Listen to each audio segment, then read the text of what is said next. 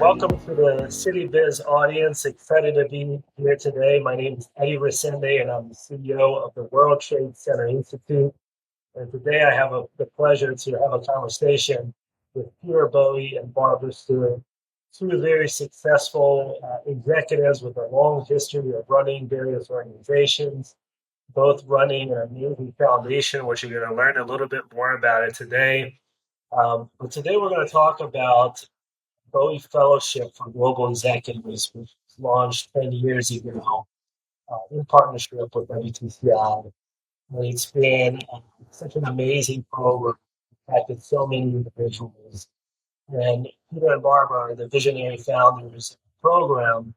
And I'm going to start this by asking both you, Peter and Barbara, you could tell the audience a little bit about yourselves, your professional backgrounds, and what you've been up to.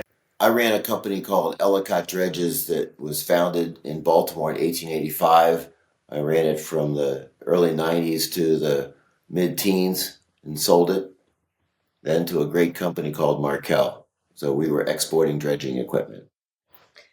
And I've had a mixed career of working in state government and working for JP Morgan Chase, and most recently leading AmeriCorps, which is the federal agency for service and volunteerism. And then really now a big part of our focus is working on our family foundation, the Bowe-Stewart Foundation. Fantastic. Can you tell us a little bit more about the Bowe-Stewart Foundation, the focus area, and kind of programs you typically support? Sure. The Bowe-Stewart Foundation was established by my husband Peter and I, and our goals are to close the opportunity gap. And now we're having even greater focus on trying to create opportunities to enhance civil dialogue and civic education. We think that both are extremely important, and we are working with some terrific partners to move the ball forward on both of those topics. Fantastic. So let's talk about the Bowie Fellowship, right? So this is a big year celebrating the 10-year anniversary. A lot of times when you fund these programs, you don't know if they're going to last 3, 5, or 10 years. But obviously, the fact that it's been around for 10 years tells a lot about the program, and I know that it means a lot for you as the founders of it. But I'd love to hear from you, like what inspired you to launch this program, which is formerly known as EDGE, right? The Bowie Fellowship for Global Executives. So, after I sold the business, we had liquidity we didn't have before, but we had a long found desire to improve our communities, and we had more resources to do it. So we explored, how could we do it? And we found an example in Chicago. The Chicago Council on Global Affairs had a very interesting program that was the spark of our idea.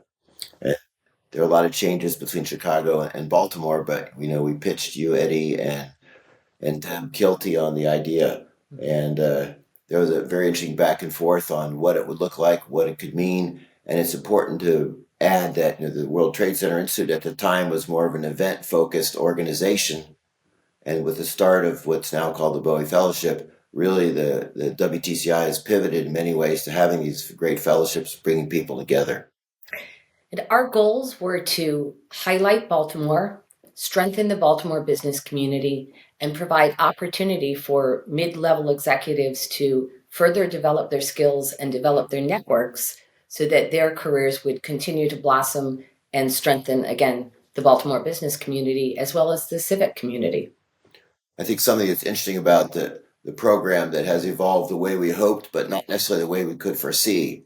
So if you think, Baltimore was a constant place for 200 years with finance and ports, but the industries have changed. So you look at the composition of the Bowie Fellows, it's old line companies like McCormick and Stanley Black and Decker, but there are also new industries that didn't even exist, companies like Tenable, and then you have old industry or newer industries that have come here, like biotech, and then you have foreign organizations like Pandora, which had no connection to Baltimore.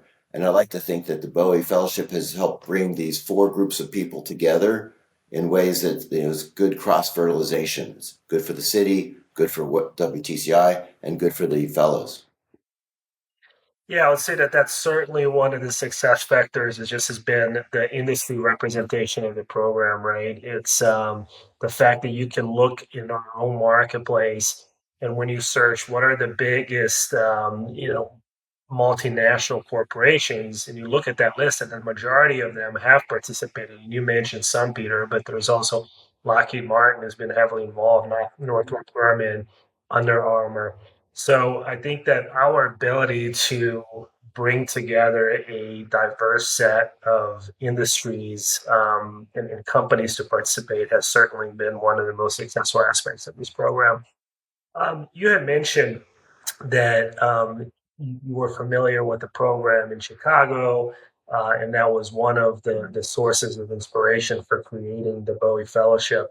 Can you share just a little bit more on the differences between Chicago and the Baltimore program? Well, in some respects, there are more differences than similarities. I mean, originally it was a 2-year program, and they had session they'd come to DC. So it really was just a spark of the idea that you could bring mid-career executives that clearly have been identified for future success, bringing them together and having discussions and creating a cohort, and for people not competing with each other, by companies can learn from each other. I think we need to give credit for WTCI in terms of curating the participants, but also curating the content. I mean, subjects like cybersecurity that didn't exist when the Bowie Fellowship was started. So you all have figured out that that should be part of the curriculum, and you've adapted it, and it's really helped keep it strong. Lots of practicality. It feels as though there's a lot of take-home value out of the Bowie Fellowship program that is significantly greater than what we even imagined, and we think greater than the Chicago program as well. Fantastic. I'd love to hear from the two of you, just in this last decade, what have been some of the most impactful outcomes of the Bowie Fellowship program for you as the founders, but also from our own community in Baltimore City, Maryland.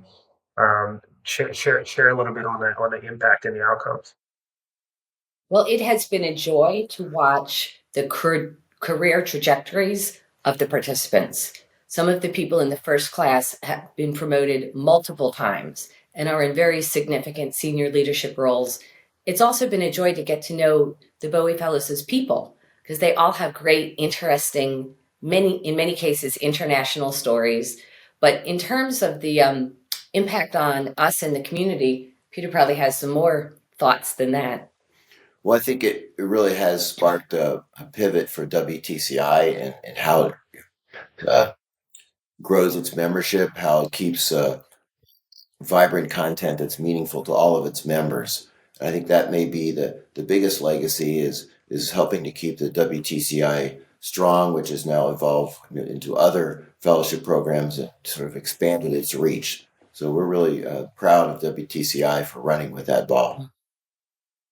Yeah, I couldn't agree more on just how this particular program has just revolutionized WTCI and the way we operate, and just it's been an incredible pipeline for so many things that we do. Right today, we have board members who are former Bowie Fellows. We've got speakers at programs. We've got mentors, hosts for various initiatives. But one of the things that I personally seen is certainly the workforce and talent development and retention, right? So, Barbara, you touched on this a little bit, but when we look at the latest figure, it's about 80% of the fellows who are going through the program have been promoted since graduating, right?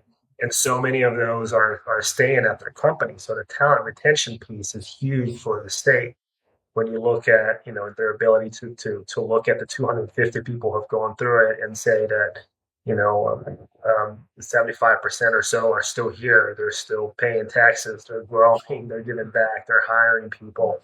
So from a professional development and talent, it's been an incredible success, I believe, for the.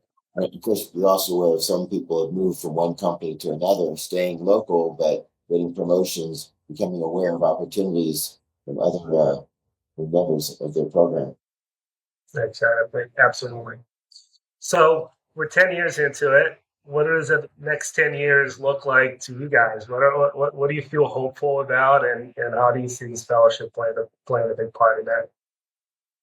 I'm going to answer that question maybe in a way you didn't expect. I think for us, the WTCI investment, and that's what it was really a learning experience on how to make investments through our foundation that would work. Mm-hmm. So we've had some that didn't work.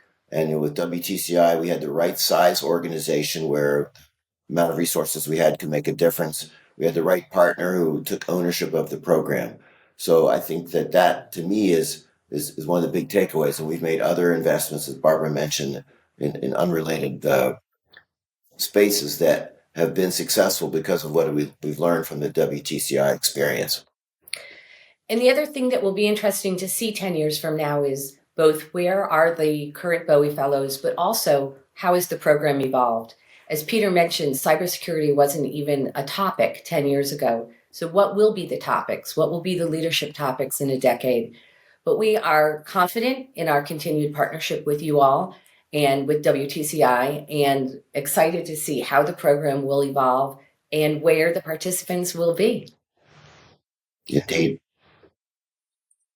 Fantastic. Well, thank you both. I don't know if there's any other thing that you would like that maybe I didn't ask that you would like to share, but again, from a WTCI perspective and as a CEO of the organization, I just feel incredibly grateful for both of you and your leadership in creating this with us and helping us support along the way, and seeing how it's just become this incredible program that we're all very proud of.